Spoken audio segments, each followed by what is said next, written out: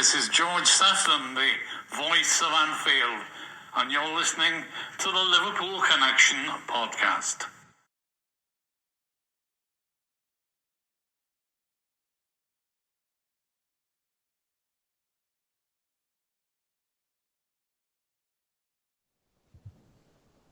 Hi everyone, welcome to the Liverpool Connection podcast. I'm your host Daz. This is our 5-year anniversary episode. I cannot wait to bring my next guest. This is the second time he's come on. He was on our 3-year anniversary, so it's great to have him twice. And before I introduce him, a lot of people will know already that I was in the hospital with a collapsed lung. I've still got a long way to go, but I'm glad that I'm here and I'm breathing. But I want to thank everyone that's helped me and my family just with well wishes. Definitely Glenn and Kinsey, couldn't have done it without you. You're absolutely amazing. You're angels. To Julian for getting everything sorted. To BD Riley's pub, you've been outstanding. To Mark, Jono and his missus for bringing the food over. Again, you know, it's just amazed me and my family, the LFC community that have all got together and helped me out. I cannot thank you enough. And so just and it takes a lot for me to, you know, have help. I'm a very proud person, so this is coming straight from my heart. Thank you so much. Now I can bring on my next guest. You know, he's a legend for Liverpool and in the game. We're going to discuss the West Ham preview, the match Sunday. We're going to discuss Mo and Verge and Slot. So I welcome Jan Molby again. Welcome. Yeah, thanks, Daz. A bit of an emotional introduction there, but good to see that you're back on your feet. And as you rightly said, when the LFC community yet again get together and get things sorted like they normally do. So that's good in itself. Yeah, and of course, we look forward to what's left of the season, which isn't a lot, but I guess there's a lot to look back on as well. So let me ask you, there's been a lot of talk about fatigue with this team. Do you think it is fatigue mentally and physically? There's a lot of been talked about, especially these last 5 matches. Obviously, we lost to Fulham. It was just a terrible first half. Do you think that's down to physical and mental fatigue? I think it plays its part. With the fatigue, I mean, there is no warning signs as such. You know, I know people will look back on the season and go, you know, we played a lot of the same players in every game in it, but sometimes you get away with it, other times you don't.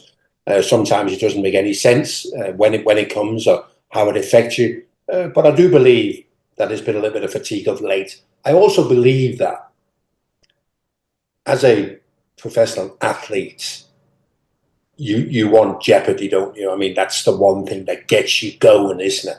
And it's almost as if, and I felt the Fulham game might have been the first one this season where Liverpool fans were no longer talking about, do you think we'll win it? They were starting to talk about when we would lift it. And maybe that just affects the players a little bit because you know, as I said before, as a professional athlete, when you're in your dressing room, when you get yourself ready to compete and it's on a knife edge, there's just that little bit extra, isn't it? That gets you going. You look at your mate next door, and then when you're 12 points clear with 8 games to go, there might just be a little bit of it'll be all right, won't it? And possibly in the game against Fulham, we looked okay for the first 50 minutes, took the lead, isn't it? But there used to be a saying when I played as, and it came obviously from the backroom staff, and they always used to say, start quick and you can go quicker, but start slow and it can be very difficult to get the pace of the game, but it can also get the pace of a period. And I think that's what's happening to us at the moment, is that it's getting the pace of a period, which roughly started around the PSG away game, the Southampton home game, where we've all been just a little bit off it, which it kind of depends on how dramatic people want to be. I mean, some people want to be very dramatic and talking about wholesale changes and where we're going to go, isn't it? But I still think that there's so much quality. There's so much quality with the manager. The manager would have only learned from his first season. Looks like there's finally some good news in terms of the contract situation. And I do believe, and I know there's a certain amount of criticism of our owners and sometimes a lack of spending, but I do believe that they would be quite prepared to do whatever we need to do in the summer. I believe that as well. I just think, we haven't won anything yet. After Maka had scored that first goal, you heard our supporters were going to win the league. I'm still on the edge. 7 games to go. It doesn't seem much, but a lot can happen in those 7 games. I just think after that first goal, we should have kept at him, and I think we stepped off, and then mistakes happened. I mean, we haven't had a right back in how long? Trent's been out, Connor's been out, and Jones, yes, he did all right against Everton, but he was found out against Fulham, and Canute looked like he had skates on, and it's probably one of the worst halves I've seen Van Dijk play in a long time, and I just feel that Slot knows what to say after that match, and I think the boys know exactly what needs to be done. There's too many experienced players in this squad to kind of go, nothing's won yet, lads. We've got 7 more cup finals. And I think not having midweek games now, it's just basically 7 Sundays from this Sunday. I think we will get the job done. I would like to get the job done as soon as possible, as all Liverpool supporters. What's your take? Obviously, people do start, when they look at the 7 games, they'll go, okay, West Ham win, Leicester win, a Spurs win. But it doesn't work like that, does it? You've played the game. I think what Liverpool are working on at the moment is a response. And there is no blueprint for how you get a response. So I can almost guarantee you that Liverpool this week, obviously in between the Fulham and the West Ham game, will be doing things slightly different, whatever that might be. Different training, maybe a couple of extra days off, whatever it is, but they'll be doing something slightly different just to see if they can trigger something that will get us back to playing the way that we were. But I also think that, and you mentioned a couple of, I remember I played 3 or 4 games for Liverpool as a right back. And I remember when Kenny said the first time, "Jan, you're right back." And I went, "Right back?" He went, "Yeah." He said, "It won't be a problem." He said, we'll have the ball. You'll always be in possession. But it is a problem because fullbacks are real positional positions, aren't they? It's all about your position. And I thought we could get away with that with Curtis at home against Everton. But when you play again away from home and the team you play against is braver, and you have to take up better positions, I always thought that it was only a matter of time before we'd get found out. Of course, it doesn't help that Konate is there to help him, just couldn't put one foot in front of the other. And then the interesting bit is, of course, Virgil. Virgil is having a little bit of a dip at the moment. And when it happens to a player of his stature, that's when you understand that elite sport isn't that easy, is it? It can affect everybody. You can get tired, you get fatigue, you can have periods where you don't particularly well, isn't it? And that's kind of that human element of the game that most of the time we want to take out of it, don't we? Go, well, I'm not interested. When you hear players say, "Well, we're only humans and we can only do so much," and you kind of go, "Yeah, but come on," So that human element, when it affects somebody like Virgil van Dijk, it's just proof that it can happen to anyone. Well, I think it's the same with Mo as well. Mo's getting criticised, left and right on social media, because he hasn't scored. Well, I mean, he scored against Southampton. He scored against Everton. But I think because he's played so well,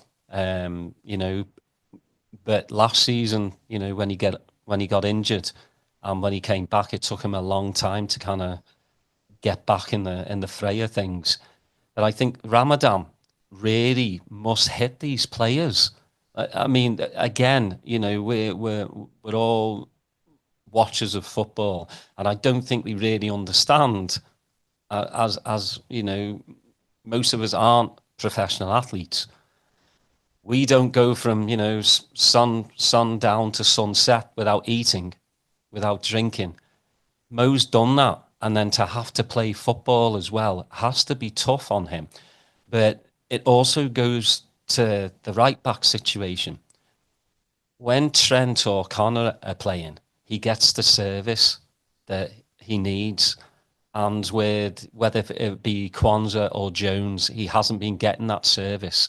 What's your thoughts on Mo? Because, you know, it is a little dip, but as we all know with Mo, a little dip here or there happens. But he scored 27 Prem goals and what is it, 22 assists or something like that. I just think it's a bit harsh on Mo.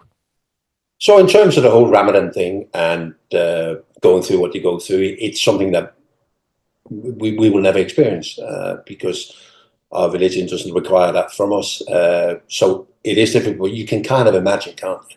You can kind of imagine what it's like. You can kind of imagine what it's like having to play elite sport without being able to cheat. Because when you look at what the players eat these days, you know, they eat more than they've ever eaten because it's fuel, isn't it? It's fuel to keep you going. In terms of Mo as a footballer, I mean, Mo, I think, has always been a moment player, hasn't he? He has moments where you go bang, bang, bang, and you go, wow, how did that happen? I mean, I don't go to Anfield and then come away and thinking, wow, we played well today because of Mo. I can come away from Anfield thinking, wow, Mo played well today. But he's not one that's in that's not his responsibility to make the team play well. You know, I've been to Anfield, I've come away and I've gone, didn't we play well today because of Xabi Alonso, or didn't we play away today because of Steven Gerrard or whatever? So Mo is different in terms of that. What you expect of Mo is just Mo to have his moments, 3 or 4.5. You know, 1 or 2 of those will come off as an assist or a goal, normally as per every game, isn't it? So he's having a little dip in line with everybody else. I think if the team still would have been playing well and we'd have been doing what we've been doing early season, it would have been a reason to worry. But as I said before, bizarrely enough, it can hit a group of 20, 25 young, super humanly fit guys at the same time where they all just get a little bit. The worst fatigue, that's I think you'll notice, is mentally, isn't it? There's always a response. The body will always respond. If you're physically tired, you can still run another 100 meters. But if your mind won't do it, you can still run 100 meters. But if you have to do things and react to things, your mind just be a little bit behind. And that's a big problem, isn't it? We've been there. And you look at each other and you go, I don't know what's happening. I just can't get it right. You know, I can't make a decision. When I make the decision, whatever I wanted to do has been shut down. So it's very frustrating. That's why I said when we opened the show, isn't it? Liverpool are looking for the response. You know, how do we respond to this? And obviously with it's, and I think the absolute spot on is like, it's not enough for Arne Slot to go, look, these are the fixtures. West Ham, Leicester, whatever. It's kind of almost bigger than that, isn't it? You know, it doesn't really matter who we play. As long as we deal with the problems we've got, it doesn't need to be West Ham or Leicester for us to win. We'll be able to beat most teams, isn't it? So I don't think Arne can kind of go, it's only these teams and we should beat them. I think he understands that it's an issue. It's not an issue, I believe, will stop us winning the title, but it's just frustrating, isn't it? Because at this time of the season, what normally happens at this time of the season is the team that wins the Premier League come alive, don't they? You know, we've got like sort of between 6 and 10 games to go, and you come alive, isn't it? It's like a glorious sort of run to winning the title, isn't it? And it's not quite happening, isn't it? And it just creates a little bit of sort of unnecessary reasons for, obviously, outsiders, but also for some of our own to just criticise a little bit and we're looking deeper than maybe what we need to do. What's your thoughts on, because it really just gets on my last nerves, and it only seems to be when Liverpool are on top. This is the worst Premier League we've seen in a long time. Blah, blah, blah. You know, the refs giving us decisions, VAR giving us decisions, you know, the mass amount of injuries Arsenal have had. What's your take on it? Because I know my take on it just absolutely grinds my gears. So I've never been a fan of trying to compare season by season, because seasons are what they are, and things happen in seasons to players, to teams, and you play this you play the season. So Liverpool are currently having lost 2 Premier League games all season. What they got 73 points with 7 games to go, which means that comfortable we'll still get in late 80s, maybe early 90s, which in a lot of seasons would have been good enough to at least run Manchester City very close. So I don't know how people compare these things. Is it because Tottenham and Manchester United have been particularly poor and they haven't been able to? But they haven't been able to do that for a long time, have they? And I also think that we've got a group of slightly smaller clubs, but they've probably never been better. Brighton, Bournemouth, Aston Villa. Okay, Aston Villa's a big club, but they found their feet, haven't they? You know, Brentford. There's a lot of Fulham. There's a lot of really well-run clubs that seasons ago would have been an easy target, but no longer the case, isn't it? So yeah, I understand in terms of Tottenham and Man United being a disappointment, and City haven't quite been City, isn't it? But I still think, as I said before, Daz, I don't like to compare. It is what it is, isn't it? We'll come away from this season with the title. There will be people wanting to shoot holes in what we've achieved, isn't it? What can you do? Yeah, I just think this season actually has been tougher. Notts Forest. I mean, come on. Who had Notts Forest in the top, whether even the top 10? I just think teams have gotten better in the Premier League. And I just think it's kind of a slap in the face to us from, other fans.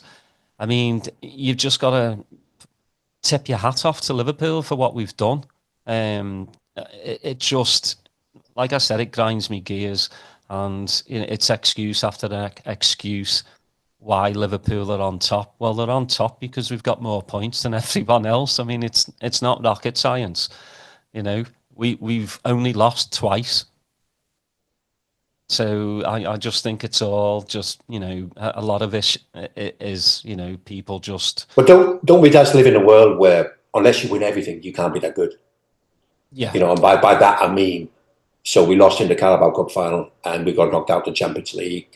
And of course we took a big risk when we went to Plymouth and played the team that we did in it. But there's like almost a feeling is that if you don't win everything, you can't be that good. Or at least you got to win 2 or 3 trophies. Like one is not enough, is it? But believe me, one is enough. Ask Newcastle. How does it feel just to win 1 trophy in 70 years? You know what I mean? They're absolutely delighted, aren't they? But I do think that we live in but it can't be all that, because City, 2 seasons ago, won the treble. And if you want to be compared with them, yeah, well, for the time being, we won the one we wanted to win. Well, we haven't won it yet, but it looks like we're going to win it comfortably, isn't it? And might even go through the season with 2 defeats, which I think is more than acceptable. Well, you saw that interview with Michael Owen and Verge. Yeah. It was just like, the Premier League to me is the bread and butter. That's what you want to win. That's the first thing you want to win. Then Champions League, FA Cup. But I find it very funny when we, as a club, always seem to be put in the quadruple every single season. And the media go along and play with it. There goes the quadruple. Well, doesn't every team aspire to win the quadruple every season? If you don't, then what are you doing in football? But it always seems to be Liverpool. And I'll tell you what, at the start of the season, if you said we'd only win the Premier League, I'd be like, yes, I'll take that right now, And again, like I'll say, hats off to Newcastle. They absolutely deserve to win. And it was great to see the fans just loving it, fair play to them. I think PSG can go on to actually win the Champions League. So, fair play to them. I think the only thing that Slot might have got wrong was the Plymouth game. And that's it. We were beaten on the day, PSG and Newcastle, by 2 very good teams that, we only lost by a goal to both of them. So, it's just one of those things. I think too many people are taking this too lightly. Just the Premier League. I'll take just the Premier League every single season. Yeah, and I also think it's maybe something to do with, had we been in a battle with Manchester City, people can easily accept, well, okay, they've done well, isn't it? But people keep looking at Manchester City and what they failed to do, isn't it? But you did mention before, Forest are there, aren't they? Newcastle are now regulars in at least the top six, isn't it? And so is Aston Villa, big, strong clubs. And so whatever it is, I mean, I was part of winning the title 3 times when I was at Liverpool. And I don't ever looking back and go, and this wasn't much of a league, or it was easy or undeserved. You know, inside the camp, it's 38 games against a lot of clubs who play in what many people believe is the strongest league in the world. So it just never feels any different as a player, because you know, and you look to the next one, you go, so the next one is West Ham, and they haven't had a good season, but I'll give you 3 or 4 reasons why you got to be on your toes, because they've still got quality, haven't they? Yeah. So I just have a feeling it's also what Verge said, isn't it? Losing to Newcastle doesn't make it a disappointing season. It was a disappointing day at Wembley, but it doesn't make it a disappointing season. And I think that's what rattled Verge at one. Whoa, Michael, come on, you've been a player yourself. You know what it takes, you know. The biggest sacrifice is winning the league, isn't it? That's the one who pulls the teeth, isn't it? It's winning the league, you know what I mean? Week after week after week, you know. And when you're top of the league, you know, 38 games against teams who are desperate to beat you. Not to beat you because you're Liverpool, but to beat you because you're top of the league, you know. Mm-hmm. Yeah, it's a cup final, you know, every single time. But and as you allude to, like, West Ham are no pushovers. Yeah, the league doesn't lie. You know, in 16th, but they do have players that can hurt us. Bowen, Kudus, you know, the midfield have got James Ward-Prowse, who's a fantastic, you know, free kick specialist as well. Do you think? I mean, Sunday can't come quick enough for me. You know, especially with no football for us during the week. Obviously, Champions League and stuff. You know, I still watch a bit of that and still wish we're in there, but you know, we aren't, and you know, we have a league to win. We've always found West Ham tricky. I think, you know, that there has been, like, I think a few seasons ago we beat them like 3-4-0, but they are a tricky side, even at Anfield. I mean, you've played West Ham countless, you know, times. What's your thoughts, and who do you think can hurt us? So you just mentioned you watched a little bit of Champions League in the week, and some really good teams left in there, isn't it? You know, Barcelona and PSG, they look really good, don't they? And because of that, it would have been great to have been in there, wouldn't it? You know, because really, really good teams. But in terms of West Ham is one of those teams, I believe, that with what they got, and every club does a little bit of business in the summer, and if they get another 1 or 2 in, I could easily see them turning, they're probably going to finish 16th, aren't they, into being in the top half next year, because the quality's there. It's no good saying Wolves, these teams, I think, are going to be 15, 16, 17 for a number of years. But West Ham's got the quality. It's just been a little bit underwhelming for them. You know, whether that was going from David Moyes and very clear way of playing, then to Lopetegui, that didn't work out, and now Graham Potter coming in. And I always get the impression that Graham Potter is a project manager. It takes a little bit longer. He starts from scratch and wants to implement all his own ideas.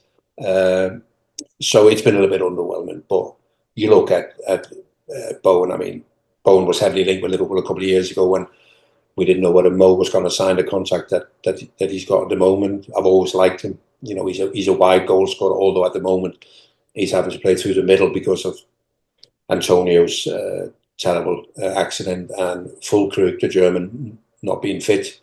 But Bowen is a handful. Mohamed Kudus, who looked sensational last year, again has probably just had this little bit of a, you know, second season sort of syndrome, team not playing quite as well, but also the fact that people are now aware of him. So it's been a bit more difficult from this season. Paquetá, the Brazilian boy, we also know he's got some issues with a court case that's probably weighing heavy on his mind. But there's no doubt on their day, they've got plenty of ability. And you mentioned Ward-Prowse, he swings a free kick out of corner in.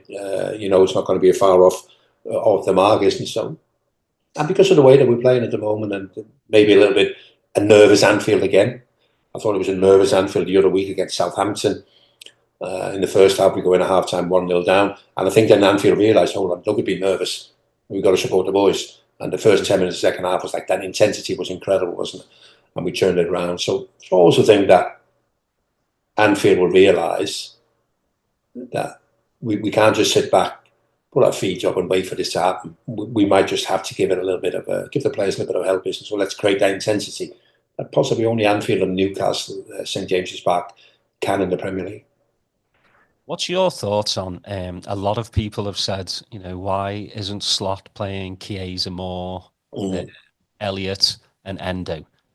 Because our players do look mentally shattered. But, on the other hand, we don't have any more midweek games, so they have time to recover. So I think Klopp, see, I'm still in the Klopp era. Slot, I still think will start the same 11 that he's been starting. Why would he change now? But what are your thoughts? Because, Harvey's come on and he's done the job. Chiesa's had, 5-10 minutes here and there and he looks lively. And same with Endo. What's your thoughts on those three players? So I think in terms of Slot, I think Slot's been pretty easy to read in terms of the players that he rates, the players that he trusts. I think trust is a big word. And we as fans see plenty of options. We go, you can rest Robbo and play Simicast, and you can rest Konate and play Kwanzaa. And Gravenberch doesn't have to play every game because Endo can play. And Javi Elliott is quite versatile, so he can play in midfield or he can play wide, and we can play him. But I don't think Arne Slot sees those options because there's a lack of trust. What he wants from, let's take Ryan Gravenberch. What he wants from Ryan, Endo won't be able to give us. But Endo would be able to give us something different. And I don't have a problem with a manager who goes, this is how I want to play, and these are the only players who can play within that system. And I've only done it once this season, Das, and that was before the Newcastle game, where I called for Endo to start against Newcastle because I just thought that was the right choice on the day. It'll be Ryan Gravenberch on Sunday against West Ham. I don't have a problem with that because of what he brings in it. But so, as I said before, I think he's pretty easy to read. Arne Slot, we know who he trusts. He's got like 14 and a half players he trusts. He doesn't like to make more than one change, one in defence, one in midfield and one up front.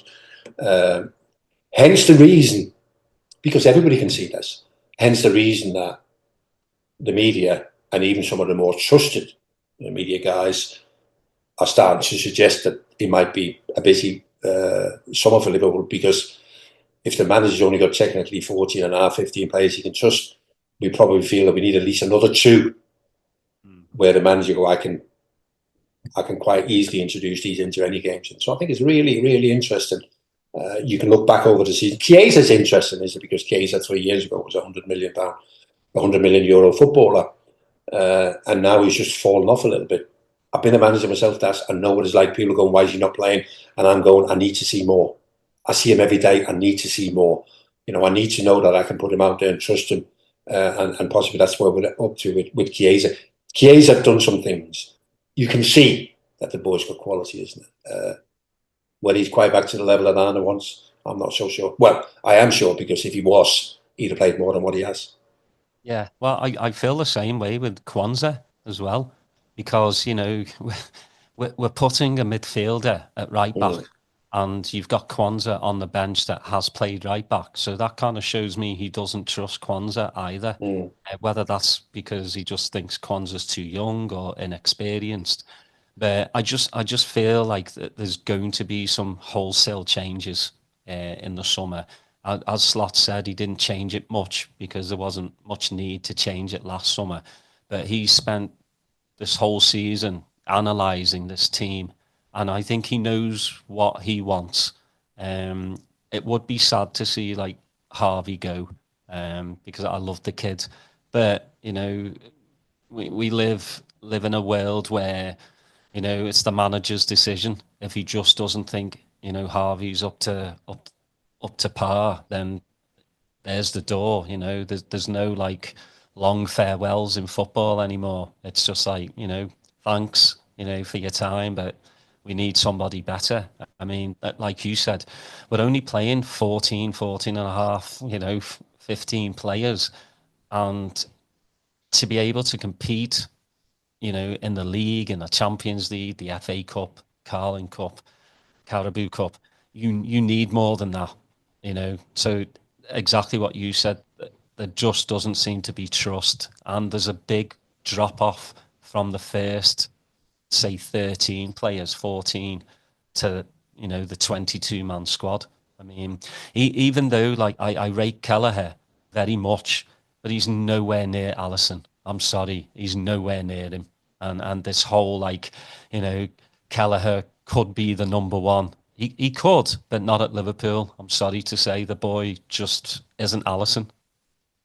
It's elite sports brutal, isn't it? And so it has to be. That's why we call it elite, isn't it? And what you mentioned in terms of the drop off for the players, I think that was very evident in extra time against PSG. If you looked at the quality they brought on compared to what we brought on, and there was a massive change. So yeah, that's what we're up to. And I was just going to say, and you beat me to it with Kelleher. Kelleher's a fine goalkeeper, and I think he'll have a really good Premier League career. But he's not Allison. He's not Allison in terms of personality, but also when the team sheet comes out on Sunday and we're playing West Ham and if Kelleher is in goal, West Ham will mention that in their team talk. They'll go, it's Kelleher in goal, he's not Allison. But if it's Allison, they won't mention, oh, Allison's back in goal, and just go, bloody hell, Allison's back in goal. And so, all these little things, isn't it? So there's obviously a reason that we signed the boy Mamastasvili, because we decided that Kelleher probably never was going to be our number one. We felt now at 25, now is the time maybe to cash in, which is maybe the same thing with Harvey Elliott. You look the manager in the eyes and you go, are you going to use him? If not, he has a price. And if the price has come out over the last 48 hours, isn't it? People are tending to be putting a price on his head, roughly 40 million, isn't it? Well, yeah, maybe that's the price we do business at. Mm-hmm. Yeah, I mean, you can't say no to 40 for Harvey. And then, what we're looking at, I think, is like 30, I think, for Kelleher. I mean, that's good business. He will. He'll go to. I mean, I've heard Chelsea are interested in him. I just like, and it's nothing to do with like his personality or nothing like that. But when you have a goalkeeper in Allison, there's not much room for that's why Kelleher is number two. And I even like the new fella that's going to be coming, because he's like, I'm there to be number one.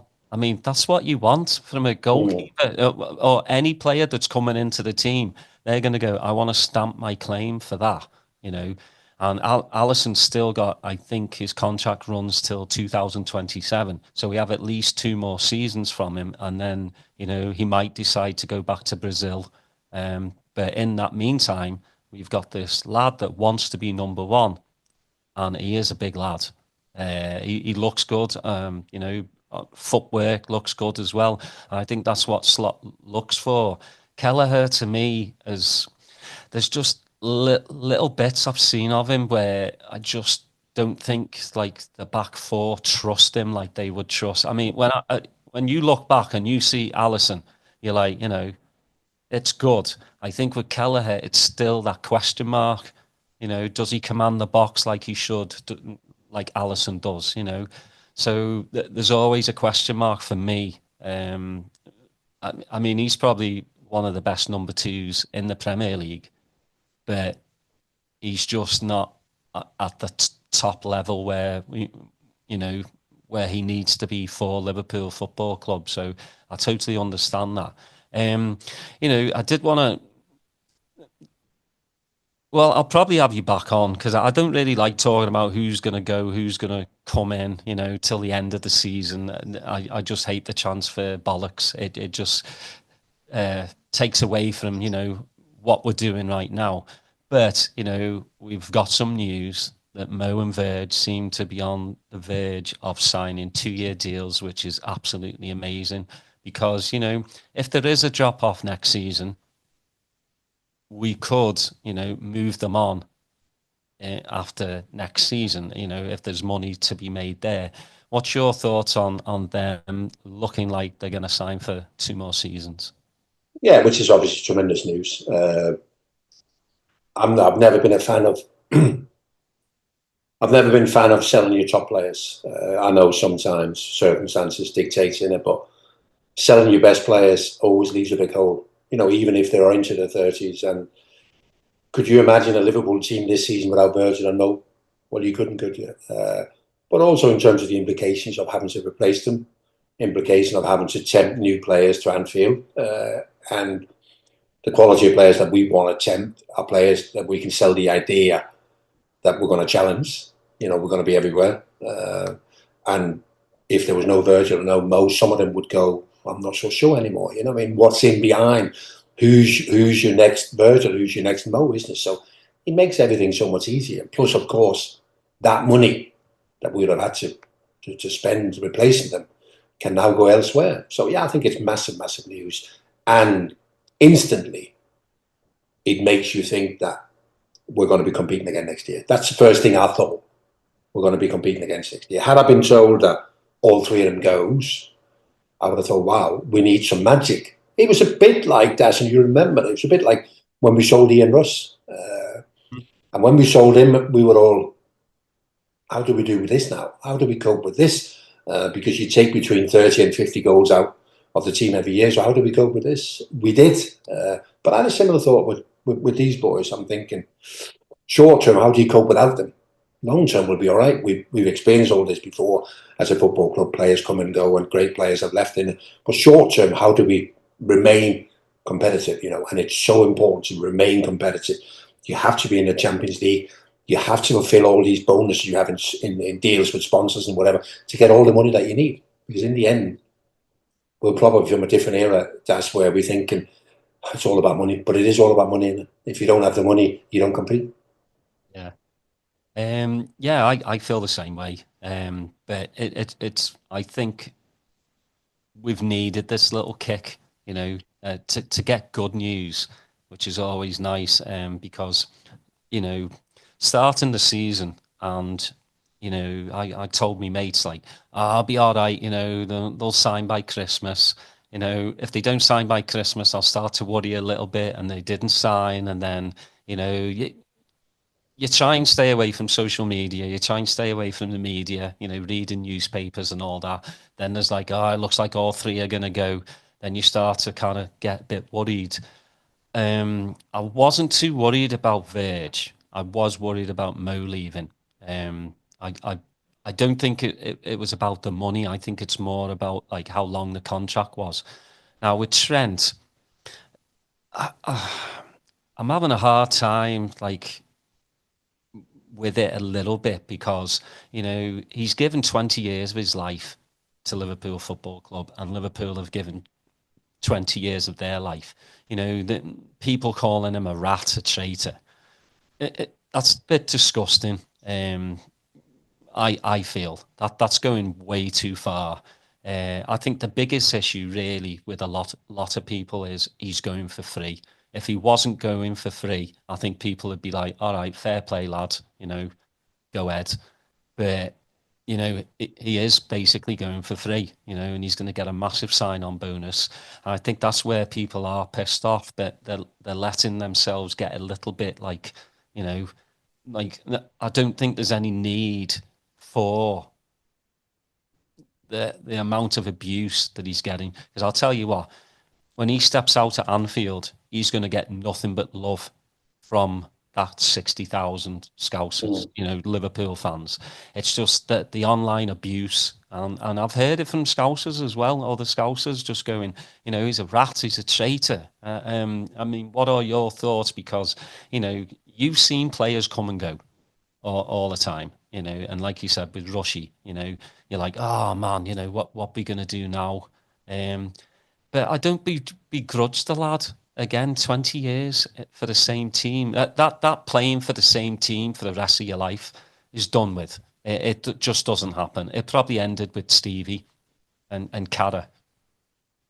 It doesn't happen if you're a top player, does it? Mm-hmm. Because there's going to be people who's going to want to be interested in you. And as much as we are a big football club, so is Real Madrid. And Real Madrid almost appeals in a different part of the world.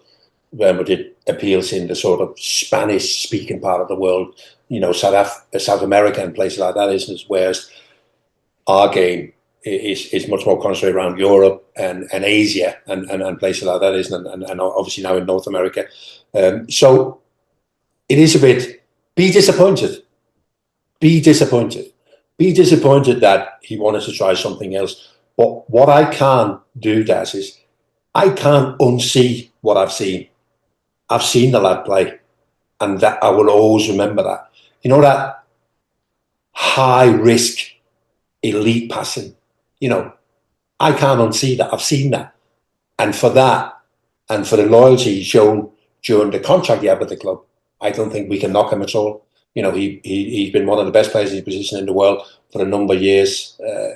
As I said before, in the end, he might want to try something else, isn't it? Be disappointed by all means in it, but you know this thing does, and you've been there. If they worn the red shirt, you know, they just deserve something, don't they? You know, and being called all sorts of things is not what we meant by that, is it? So be disappointed, but also be lucky that, I mean, is he a right back, Trent, or is he just a unique footballer? You know, it's a bit like Messi. What was Messi? Messi was the first false nine. He played on the right. What was he? I think he was just a unique footballer. What is Trent? Is he a right back? I don't just think he's a unique footballer. You know, and we've had him for so long. We've enjoyed him, isn't it? Came into the first team and he's got better and better and better.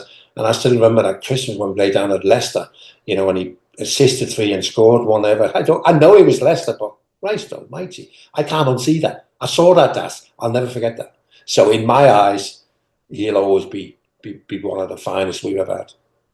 Yeah, I 100% agree with you. I just don't understand where it's kind of this hatred all of a sudden's coming from. And it is, I think it's basically down to the money, Liverpool not getting it. And what do you think? Like, do you actually think like Trent has come to the owners and said, look, you know, I'll give you one more season and I'm off? Because there is this, like, it's FSG's fault. Again, it's always FSG's fault when it comes to anything about this club going, you know, why is Trent going for free? You know, there must have been a handshake or something, like, I'll give you another season and, you know, do you mind if I go for free? You know, I think people will come up with their own ideas of, you know, did Trent, and people, I'm hearing people like, you know, he's known for, you know, 2-3 years he was going to Madrid, so he's a little snake and all this. We don't know that, you know, we don't know what's gone on behind the scenes. And I think more so there's been this difference with, you know, you've had Mo after matches been asked about the contract situation, and he's kind of, I think, opened his mouth a bit too much for a few matches, gone, oh, you know, there's no progress and all this. Verge has been honest, but Trent, at the beginning of the season, said, my negotiations with the contract will not be played out in public, and he's kept to that. And I think it's pissed a lot of people off because, as you know, people are nosy. They want to know, like, the dirt. They want to know what's going on.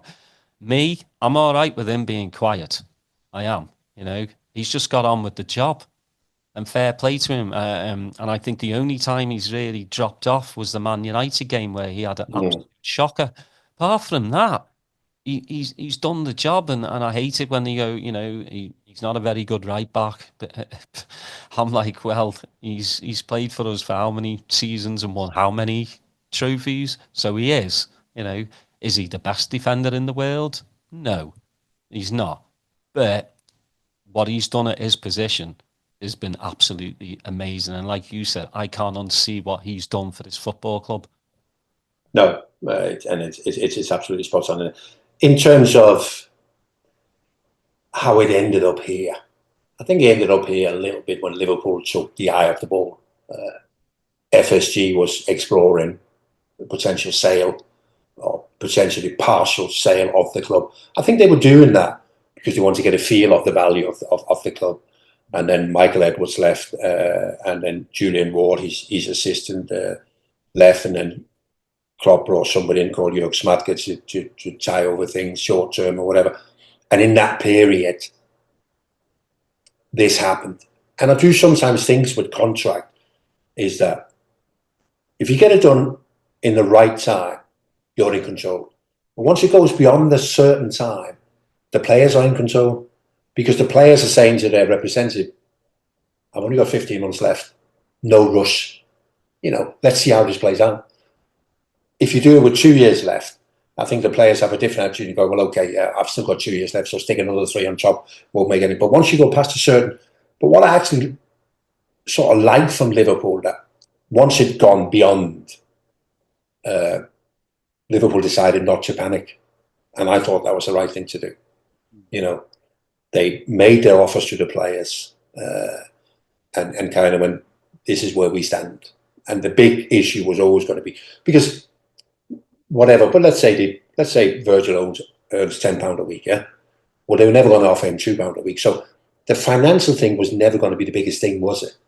Because Liverpool would know what the players want, or ballpark. The big issue was always going to be the length of the contract, isn't it? Because the difference between 2 and 3 for both of them, for all 3 of them, you can work that out yourself how much that would have been. That can be like 50 million, the difference one season for contract for 3 players, isn't it? So that was always the big thing. The big thing was always the length, isn't it, of how long do we sign this contract for. So now it looks like it's going to be 2 years, which I think is pretty sensible.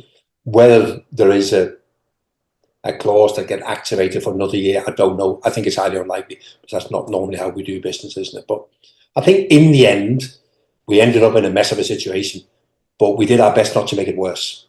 And I think we kind of go, well done to the club for that, because if there is a club who has a tendency to make things worse because of money, it's Manchester United, isn't it? Mm-hmm. How do we get Casemiro to join us? I tell you what we do, we give him a 5-year contract on 300,000 plus. Yeah. Now, if you're prepared to do that, you can get them all, can't you? So I kind of like the fact that we went, this has gone too far. The power is now with the players.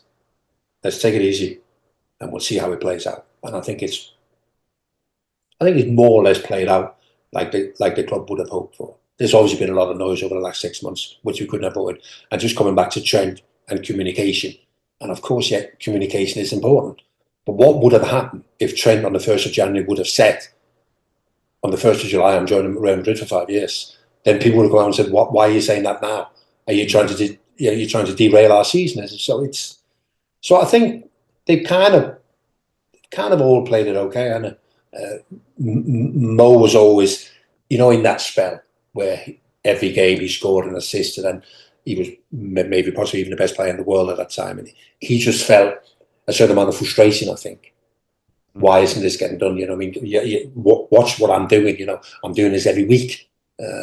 And no doubt the club was sitting back and going, yeah, we see you're doing it every week, and we would like to keep you, and we're going to do everything we can to keep you. And it looks like we've finally got there.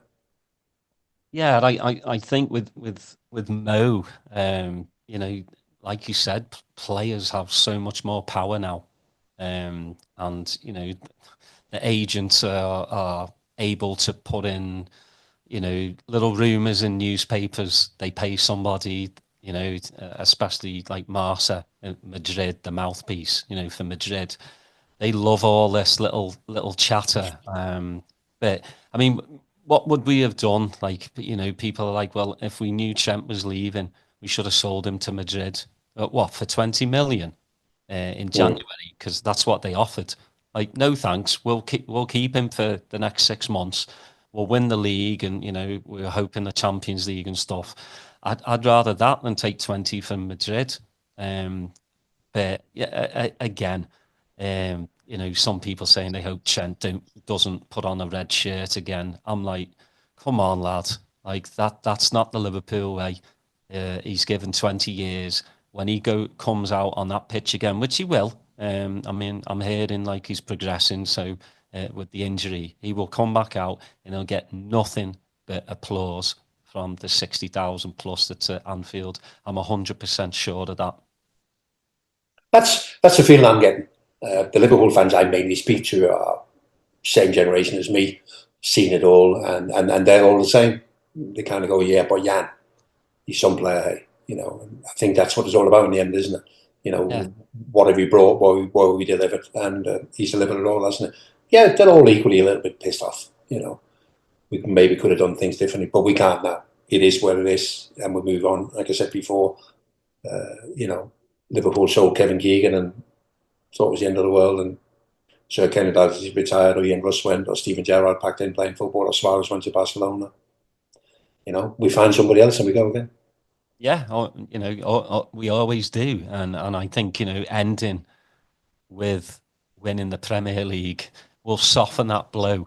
And again, if you'd offered me 2 out of the 3 players at the start of the season who were staying, I would have bitten your hand off as well. So I'm well happy. I'm sad that Trent's leaving, but we've got a young lad, Connor Bradley, that's going to step in. I still think we need a right back, a little bit more experienced, to kind of come in and show Connor a little bit more of the ropes. But Connor's at the age that like Trent was. Trent got thrown in. I believe his first match was against Man United when he started. So I see the attributes that Connor has. Very good defender, can go forward as well. Yes, we're going to miss the amazing, ability to pass a ball, Beckhamish, from Trent. But times change. Football players change. I'm very positive about next season. Let's get done with this season. Your feelings on Slot, because I talked to you, I think last time when I was in Vancouver, at Alex's event, losing somebody like Klopp the way we did, especially, it was a massive shock in January. I never saw that coming. He did look knackered. I think everybody could see that. And I think it was the right decision, but he's left us in good stead. He left an amazing squad. The Kirby, training centre is absolutely amazing, but he's just left it set up for Slot. But could you, and again, you've played football and you've played under different managers. Could you ever have thought Slot would have done what he's been doing for this season? I thought Slot would be good. In terms of just finishing off with Klopp, I always feel that Klopp will be the modern day Shankly. He'll always be the one that we go back to for quotes and matches and things. And this happened during Klopp, and people go, and then Jurgen Klopp signed Virgil van Dijk, and everything changed overnight. The same thing with Bill Shankly did with Ron Yates, and all these. We will always go back. We'll revisit Jurgen Klopp and his time so many times. Now, in terms of Slot, and we spoke about it at length last summer when we were looking for a replacement for Klopp, and people are going, yeah, it'll be a difficult period, it'll be a transitional period, and we'll bring in a new guy who we need to give a bit of time to. And my argument was no. We worked this hard to be back at the top table. We ain't going to appoint somebody who we're going to give time to. We're going to appoint somebody who can maintain our competitiveness from day one. We have to have somebody in who doesn't feel the need to want to change too many things. Some managers want to change things just for the sake of changing things, and so they can say, look what I've done. So we needed somebody who we're quite happy with what we got, but also somebody whose strength is in 2 things: improving players we already have and player availability. And I believe those 2 things were massive for our choice of Arne Slot: the ability to improve and player availability. And once he came in, well, okay, here he is. Then you still have one more problem, Daz, and that is that where can you prepare yourself for being a manager in the Premier League? Nowhere. He'd been run around in the Eredivisie in Holland. That doesn't prepare yourself for being a manager in the Premier League. So that was the one hurdle he had to overcome himself. But he did that. You know, I remember his first home game, Brentford. I was standing in the corner and he came out to be interviewed by Dutch TV, which was Sander Westerwelle, the former Liverpool goalkeeper. Sander said to him, "Are you nervous?" He went, "Oh no," he said, "I'm not nervous." He said, "I'm looking forward to it." He said, "But I've come over here and they've asked me to coach the team. I know I can do that. They're not going to ask me to do something I can't do. I know I can do that. We just have to see how far it gets." And I kind of like that, you know, and I think that's been right the way through his tenure so far, isn't it? He's very calm. He never gets too upbeat. He never gets too downtrodden. He kind of always know where he's at. And he's always got a little bit to say if he's not happy, you know, without full out, but, you know, saying we can still improve, we can still do this better and whatever. So, you know, whereas Klopp was totally different. Klopp was always very 100% positive. Everything was the best in the world. That was his style.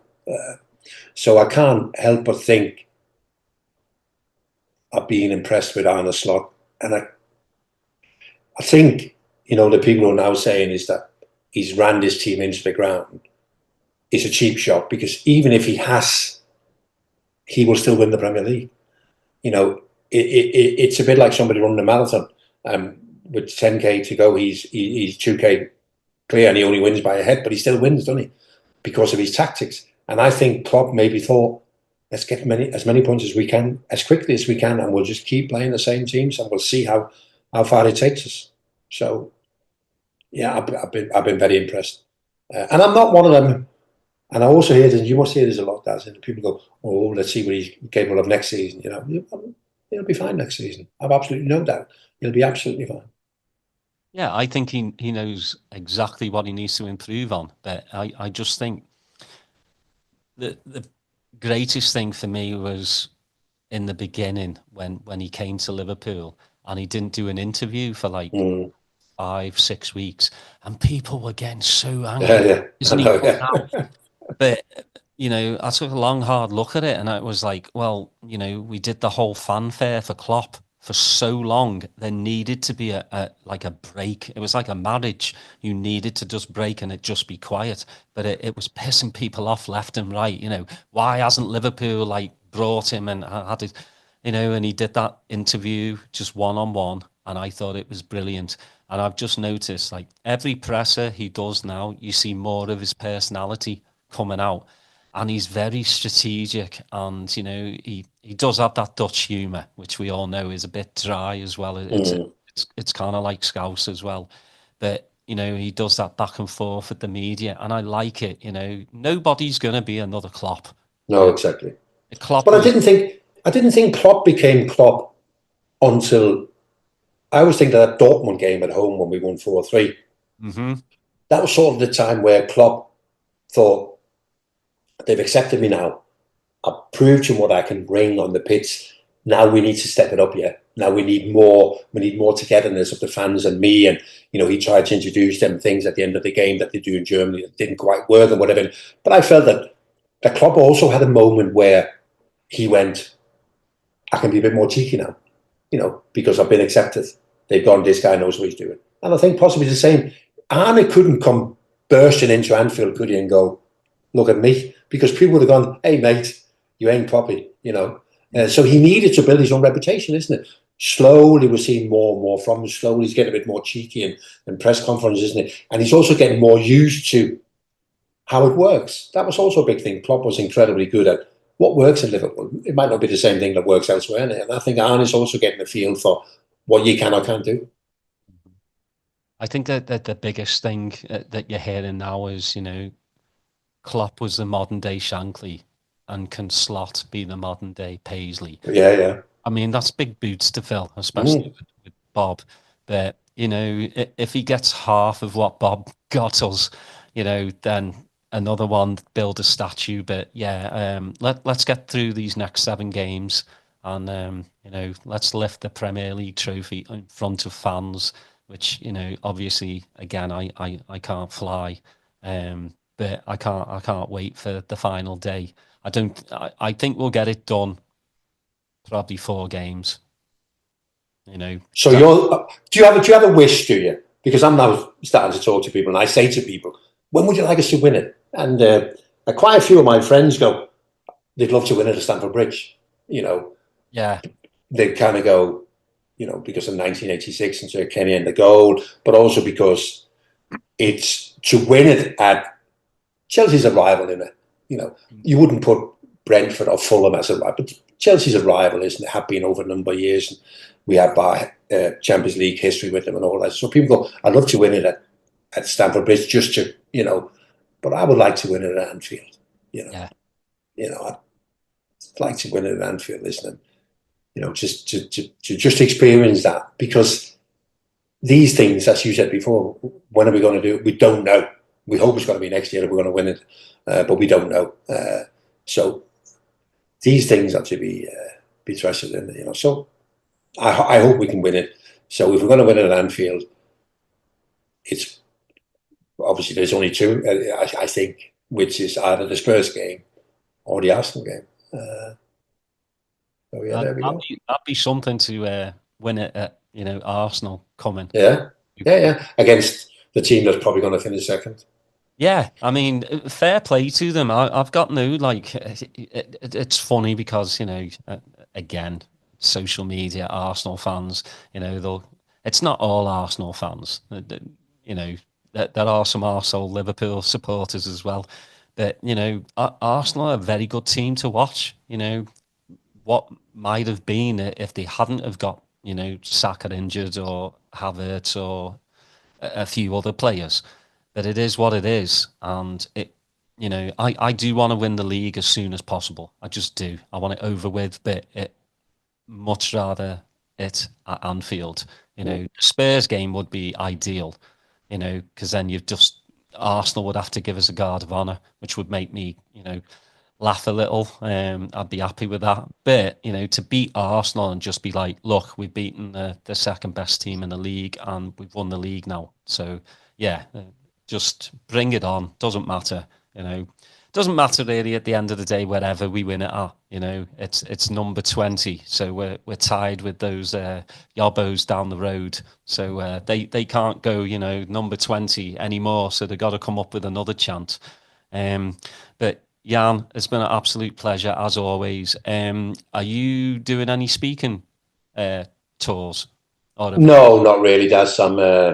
As we get older, we try and stick to the things that we know how they work. So I work for Danish TV, do a lot of work for them, which I enjoy. Getting to a lot of games, not just Liverpool games. And I like football. Not every football game is as great as we hope it's going to be. Some games disappoint, isn't it? But that's a look at the draw, isn't it? I like that sort of anticipation before a game. The players are out there warming up, and you're aware, because I'm lucky enough that I kind of go to the biggest games, So there's always that possibility, is that this is going to be something else. So I really enjoy that. So in terms of the rest of it, or whatever, last time I saw you over in Vancouver, enjoyed that with the boys. It was good to see you, and it's been good being on here. I can see you've got everything in order in the background there. You've got 1 or 2 pairs of shoes and whatever else you need. So it's all looking good, Daz. Well, are you coming over for the World Cup? States? I don't know yet. I might be. If not, I always said to the wife, I think we should go as supporters, And she goes, "How would I?" I said, "Don't worry, I'll get the tickets." No, but I'll get them through Danish FA, because almost every country's going to qualify. I think there's 48 teams, so Denmark will go there. And but she's not oversold on it at the moment. But yeah, I would like to, because I think it's going to be a belting World Cup. Oh yeah, I think so as well. Mexico, Canada, and America. So I just think, even though I still can't get into the MLS over there, I still can't really watch a match. It's like League Two football still. Is that what it is? Is that the level? Is it? Yeah, I mean, to be honest, going to actually watch the match, in attendance is a lot better, because you're there, you're having atmosphere. Yeah, you're having a few bevies, but watching it on the telly, like, I never look for it. I just... What's your team then? What would be your team in the US? Austin FC. Okay. I'm in Austin. So, and they're hit or miss, but fair play. They've got a nice stadium. It's bringing people, like that's the one great thing is, about footy is you only need a football. You know, American football, you need a helmet, you need the pads, everything. You know, football, you just need a football. It's growing in this country, and it's great that the World Cup is here because hopefully I'll get to, you know, experience it and go to. I think it's in Houston and Dallas. You know, might not be the greatest matches, but you know what? It's the World Cup. Doesn't matter. So I do hope you come over. I hope you know, we get to see each other again and have a bevy. Who would you support? England, Denmark, or the US? It wouldn't be England. Probably, Hence the reason I asked. probably Denmark. Yeah, probably. What a good choice. What a good choice. I'll get you a nice. I'll get you a nice jersey. There you go. Get it all signed by the players. Exactly. Well, thank you so much. I do want to say thank you to everyone, especially Steve, Julian, Glenn, Chris, and my missus Nikki, who make this podcast with me. Because without them, I wouldn't have a podcast. So thank you for all your hard work in the last 5 years. You know, here's to another 5, 10 years of doing the podcast, because it's something that we all love doing. You know, Liverpool is embedded in me, you know, in me blood, in me veins. So yeah, here's to more. Thank you, Jan. I couldn't have had a better 5-year anniversary guest. You know, maybe in 2 years you'll come back and do number 7. So we'll look older and greyer, but hopefully by then we'll have number 22 Premier League and a few more trophies in the cabinet. And we'll also be wiser, which is important, isn't it? You think? You know, but yeah, I think it's important to be wise, guys. And also, well done on 5 years with the podcast.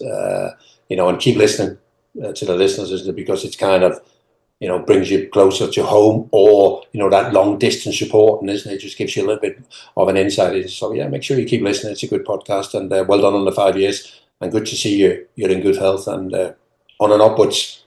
Absolutely. Yeah. Thank you so much. Thank you, everyone, for listening. Please like, subscribe, put your notifications on.